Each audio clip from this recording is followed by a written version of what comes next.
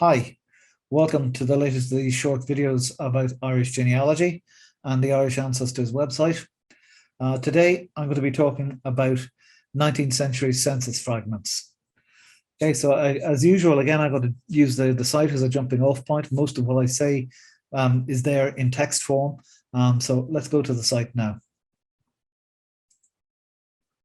Okay, here we are. As usual, this is part of the Tracing Your Irish Ancestors book in the census and on the history.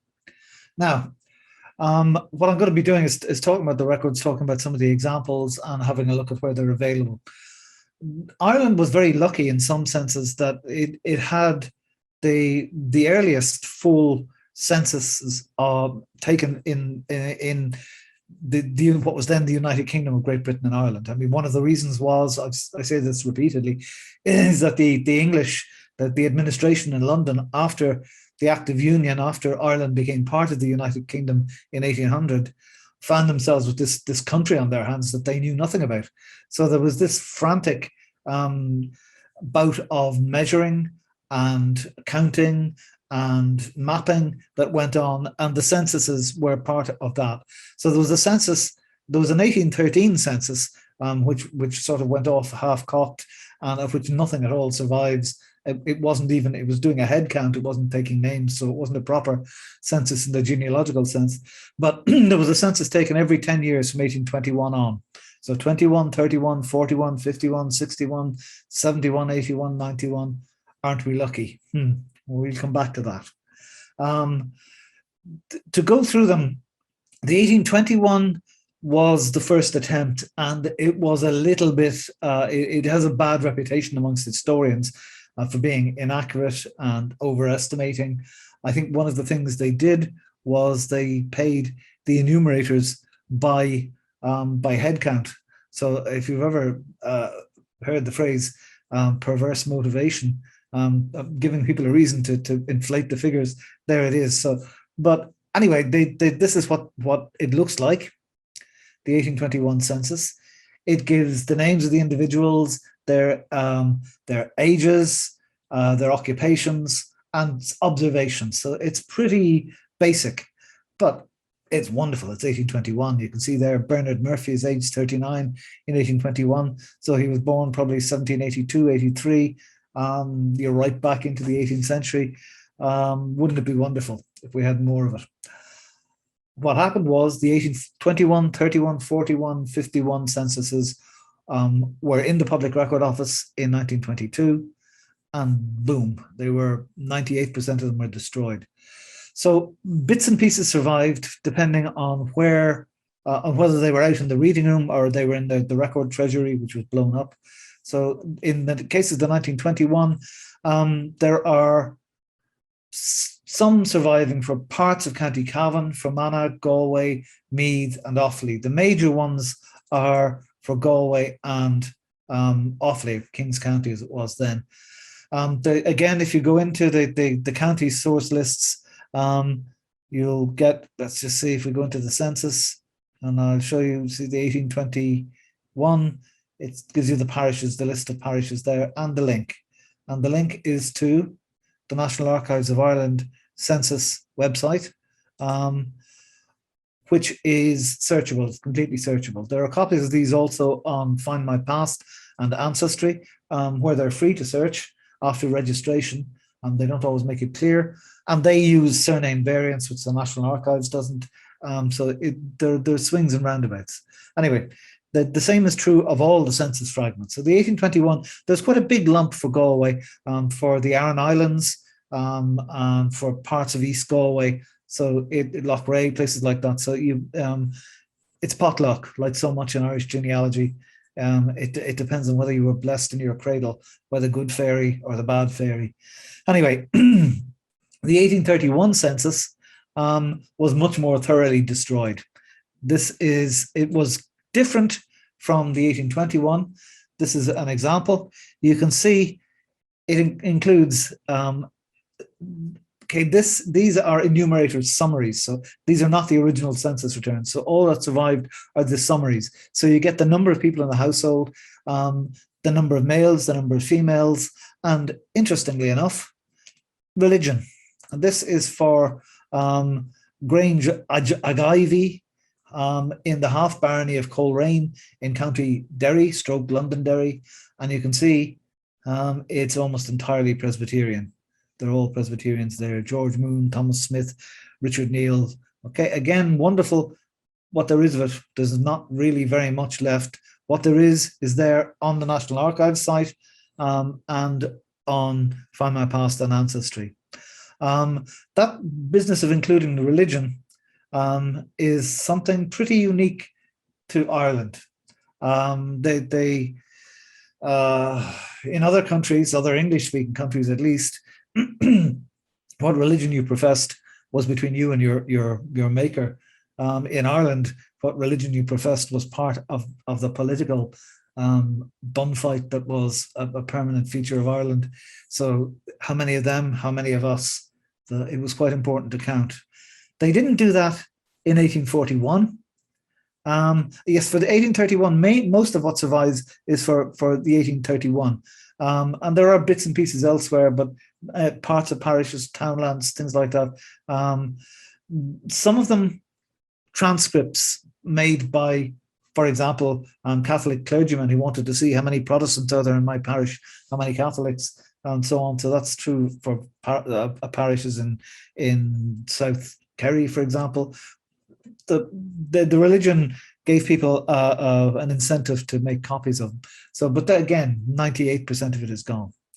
The 1841 census, 10 years later, again, this is, you can see that it's beginning to take the form that would be familiar from the 1901-1911 pre-printed forms with slots for all the information. You can see, interestingly, in 1841, religion is gone. It's not part of the information collected, but it does say in what year they were married, at what years, more than once. So here you have Rosie Armstrong, age 60 in 1841, who was married in 1800. And you can see she is the mother-in-law, I think, of William Ellis. So you get lots and lots of extraneous information. And again, it would be wonderful. It survived for one parish, for Killashandra in County Cavan.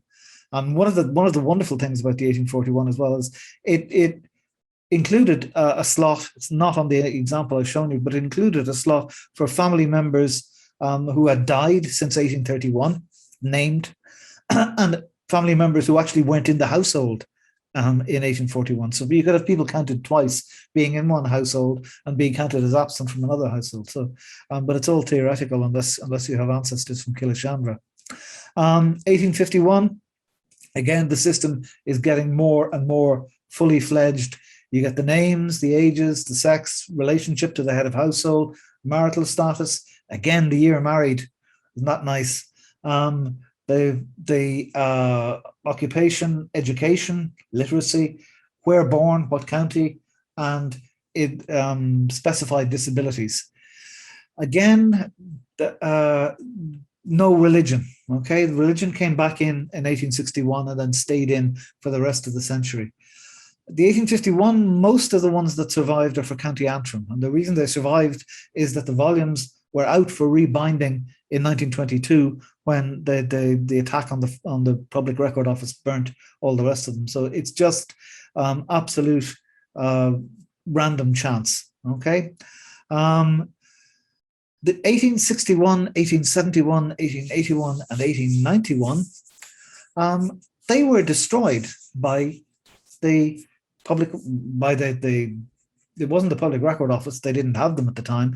They were destroyed during the First World War. The story was that it was an attempt to recycle paper. The most plausible explanation I've seen is that there was an administrative crossed wire. In the UK mainland, in England and Wales, the enumerators had made complete transcripts of all the records. So they could destroy the originals, get rid of the originals, and just hold on to the transcripts. Not a great practice, I would say, but at least they had the transcripts. And that's what you're searching when you're searching, you know, the 1841, 51, 61, 71 censuses in the UK. You're searching the transcripts. The presumption, I think, was in London that the Irish had a similar system, that we had made enumerators transcripts so we could destroy the originals.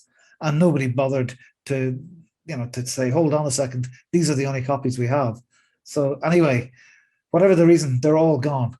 There are transcripts in the Catholic registers of Enniscorthy in 1861. Worth just going to have a quick look. We look at the National Library registers, and the reason Enniscorthy will become clear if we go down at the bottom.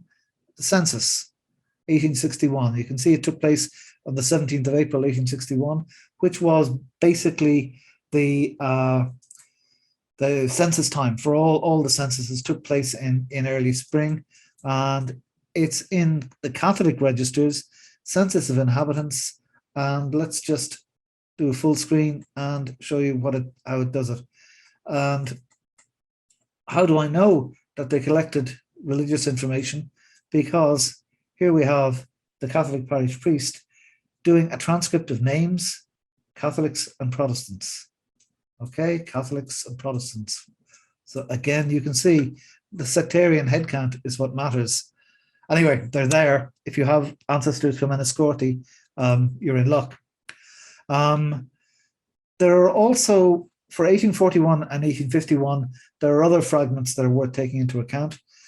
When they brought in the old age pension, and I think it was 1907, you had to prove you were over 70 to claim it, which meant you would have been born in 1837 or earlier. Okay, but civil registration of births only started in 1864. So how were you going to prove you were over 70? One of the routes that you could supply a baptismal cert. You could supply a local bigwig's attestation that you were the age you were, but you could also get an extract from the 1841, 1851 census showing your age and the other people in the household. And the applications for that survived. The actual responses, I've only ever seen one, and there is, if you're interested, I've seen one, let me just see, image of the month, July month, okay. Oh, it's image of the month, June, okay. Image of the month, image of the month, okay. Okay, image of the month, image.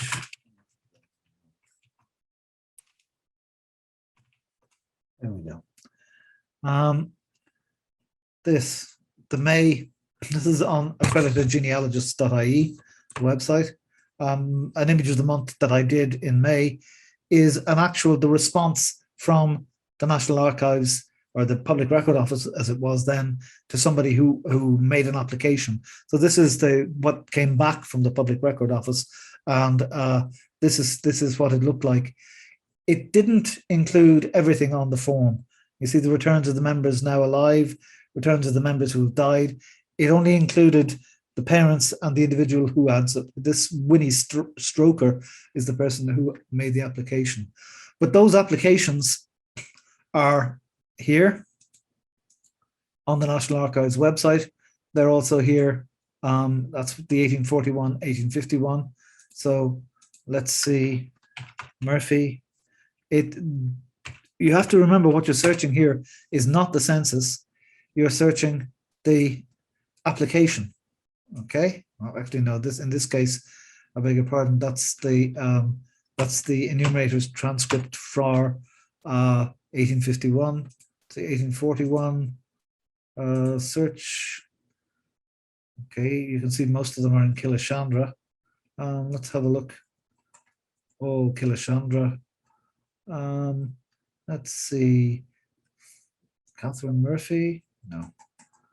Anyway, okay, 1841 census. No. Okay, bits and pieces. Anyway, take my word for it. The applications are there, and because they had to supply information, family information, so the people in the public record office could identify the right records, there is actually useful family information there. And I have come across cases where people have extracted useful information for it, but it is very much bottom of the barrel stuff. Worth thinking about, because an awful lot of Irish genealogy happens in the bottom of the barrel, but as I say, you need to be lucky. Anyway, I think I've whittled on for long enough. As I say, everything I've said, apart from the libelous bits, are here on the Irish Ancestors website under the browse section, free. I wish you the best of luck. If you have an ancestor in one of these census fragments, you don't need me wishing you it. You already have it. But in any case, more luck. And thanks for watching.